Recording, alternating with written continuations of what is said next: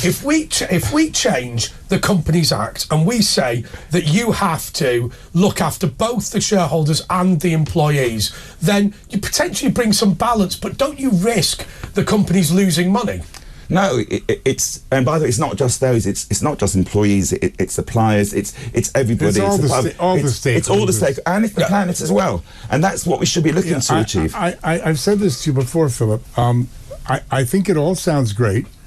But to me, it's rather like listening to Keir Starmer. I mean, it's all fabulous. Oh, no, that is rude. Fabulous ideas, but I mean, what are you actually talking about? What are you actually going to do? Well, Roger, hang on a second, Roger. Let me ask you this, right? So, Philip comes with this simple idea. Section 172 of the Companies Act, as I understand it, says the following: you have to look after the shareholders, but you have to take regard of the other side. Stop. We've gone around this now 4 times in your conversation. Draft me the new 172. We just have. And then, no, you haven't. I have. No. Draft me the new ones. Who are the stakeholders? What gets done for each of them? That's point number 1. You're actually not filling it in. I am. It's truth, beauty, and justice, and you haven't filled in the bubbles. That's number 1.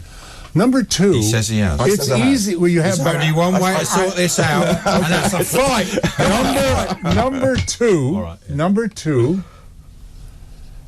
It's easy for you to say you've made 78 gazillion pounds, I haven't. and you're so rich that I'm feeling shabby sitting next to you. And you're sitting here wanting to do some good and put back, and that's very noble. But you know, the bulk of businesses in this country, Philip, are people who have mortgaged their home, work 37 hours a day, 12 days a week, okay? And if they don't watch every penny that they spend, every sou, if they don't tighten their belt, they're going to go out. There are 500,000 companies about to go to the wall thanks to this government. I mean, people cannot afford to do what you, with all your blessings, are talking about. So, A, you haven't sketched it out. B, it doesn't suit other people. And C, if you're going to go around talking about this sort of noble thing, you need to sketch it out for the bulk of people in business in this country. You're saying he's an idealist. Who, if they tried to do what you do, would go broke and Okay, so let's unpick that. First of all, the allegation is that you make Roger look like a peasant. We'll leave it. We'll leave it at that. Not hard. We'll leave that. But actually, that's a reasonable point, isn't it? If we're going to make Britain more corporately responsible, we need the granular detail on how to do it. Oh, there's no doubt. It needs to be set out point by point. I'm happy if you give me the time. Go for it. To come back week after. I can't. It's a lot of principles, and I have thought it through. Bullet points, Philip.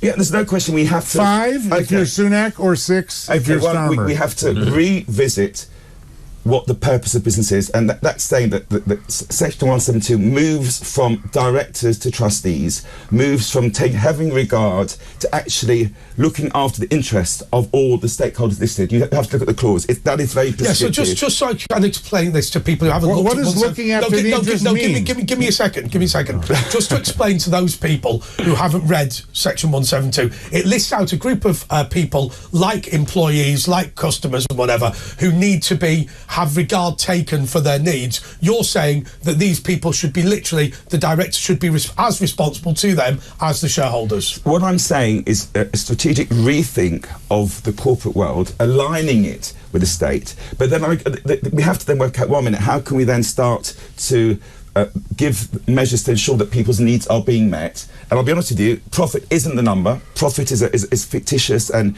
so we need to look at people's needs. Do they have a home which is secure? Are they at risk of being booted out of the house? I'm a private equity fund. I'm a venture capital fund. I'm a hedge fund. I'm an investor. You've just come to me with a business proposition, but there's no profit in it. No. So the reason I want to invest is because I like your jacket. You know. No, we don't need you to. It's a nice bit of schmatter. Oh, you don't need investment. No. Of course we do, but not from venture capitalists. No question about it. Who are you going to get it from? No, we have to build. Again, I'm happy to take you through stage by stage, but we have to revisit. Wait. 1 minute. Where's the dash coming from? I'm explaining to you, because what you need to is what money is for, and first thing is I would move away from profits, because profits can't be measured and no one understands profits. And Philip, will you be my partner?